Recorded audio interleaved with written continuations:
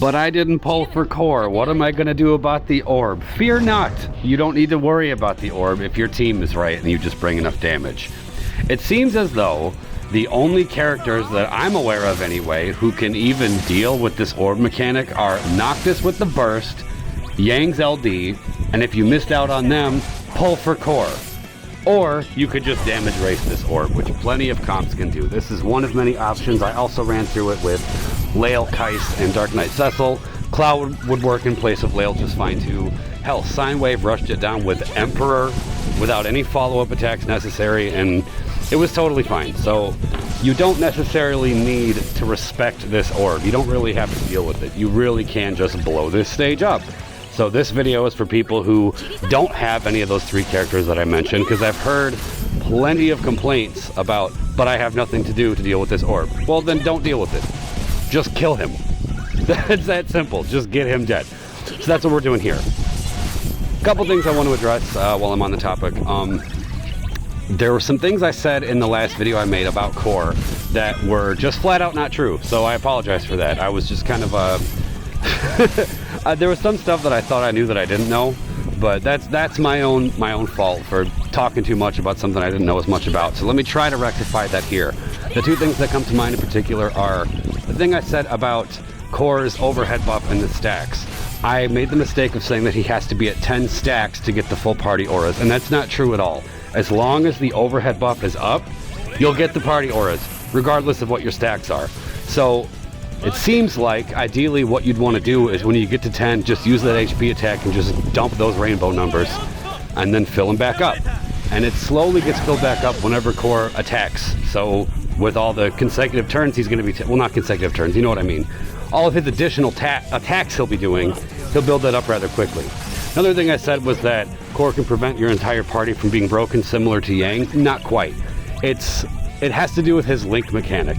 Whoever he links up with, he puts that buff on of his, and that buff also prevents that ally from being broken. So it's not a whole team thing, which means he has even less in common with Yang than I originally thought. So apologies for the misinformation. I kind of just brushed into it, so my mistake. Like I said, do your own research. I get stuff wrong all the time, and there's 2 examples from the last video I just did. There's also something else. You're not going to see it yet, but I'll spoil it now just because I thought this was interesting, and I want to see if this is a fluke or what.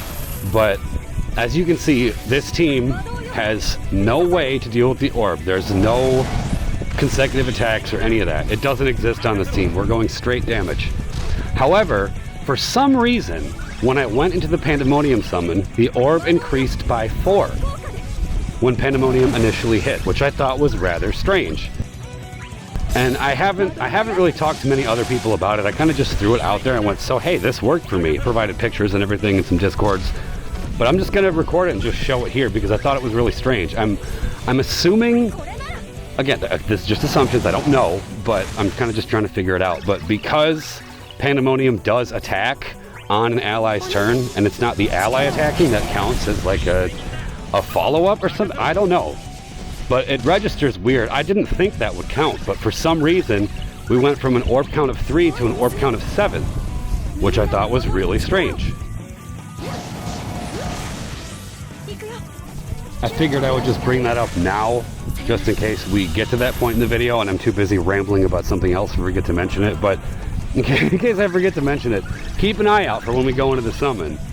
I think it's like right around the time he gets to red health. It's right around there. We go in and you'll see the orb count increase from 3 to 7, which is super weird. Oh, I've been meaning to say this for the past like 4 videos and kept forgetting, but special thanks to the Lost Deity and the Dystopia Bard for boosting the Discord server. That puts me in a weird spot because I have to highlight the Bard and say something nice about him, which is like the last thing I want to do, but he boosted the server, so it's like I have to. So there you go. Thanks, Bard, for doing that. And Lost Deity.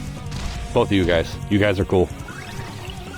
Oh my god, that hurt to say. Oh, I feel like I have to go take a shower. That was disgusting. But anyway. Okay, bye-bye sword. Don't need to worry about you anymore. And then he's gonna go into his shit which doesn't matter. What, now you're more defensive or what? Oh, lost armament or whatever it says. It doesn't matter. We're bringing damage. You can't do shit. So this orb, okay, here comes the orb, which starts at a 10 count. And I'm noticing we still have a ton of Terra LDs. So the plan is to just loop back into that for as long as we can, and then go into the summon. And I wanted to go in when Terra's LD rotation was over, even if I had LDs left, so that Terra wasn't just eating up what would be free turns inside the summon. Because I want to give the other two a chance to actually do something. Oh, by the way, yeah, this is a 3-turn Lail, because I couldn't find any Lail friends. But if you're going to do something like this, a 3-turn Lail is all you need. As long as he has the burst, you're good. I don't think this one has blue armor either. It doesn't matter.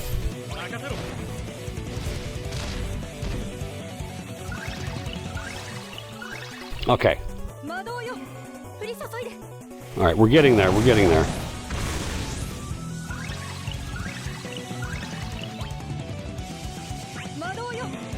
Should be in the next 2 actions or so.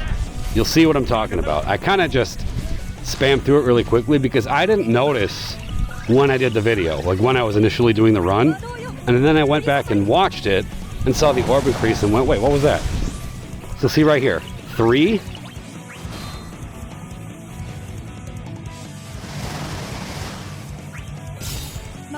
Seven. What's up with that? I don't know. I don't know if it has something to do with the Pandemonium summon. I don't know if other summons work. This is the only time I've seen this happen. This is the only, I think this is the 3rd run of this I've done. And I didn't notice it the 2nd time I ran this, because or actually any time I ran this except for now, because I brought Pandemonium every time. So again, I don't know if it's just a Pandemonium thing or what. If it is, that makes no sense. If it works for Pandemonium, it should work for all the other ones except for Sylph, because Sylph doesn't hit anything. I don't know, I just thought that was interesting. So I'm curious if other people have noticed this in their runs, or if this was just a fluke for me for some reason, but yeah, I don't know. Weird stuff.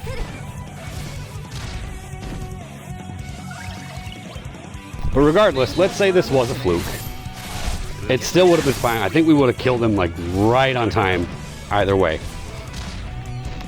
But to be honest with you, the what you could do instead of running it like this is you could just wait until his turn is down a lot further and then go into your burst, and then you'll be completely set. If you have your burst and your summon when this thing is already underneath half health to rush down that orb, you're fine. You don't need to worry about it at all.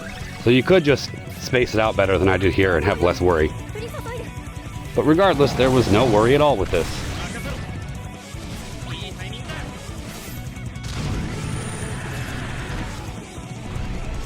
So yeah, just thought I'd share for people who weren't able to pull Core, don't have Noctis Burst or Lail LD, and that summon thing I just thought was weird, so I wanted to share it. Alright, hope you guys enjoyed. Thanks for watching.